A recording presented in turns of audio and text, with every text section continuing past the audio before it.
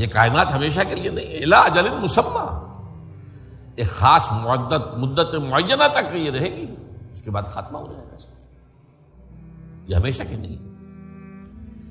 تو big bang سے جو ایک نظریہ شروع ہوا کہ شروع میں کیا تھا، ذرات تھے بہت چھوٹے بہت چھوٹے بہت چھوٹے بہت چھوٹے، فوٹونز،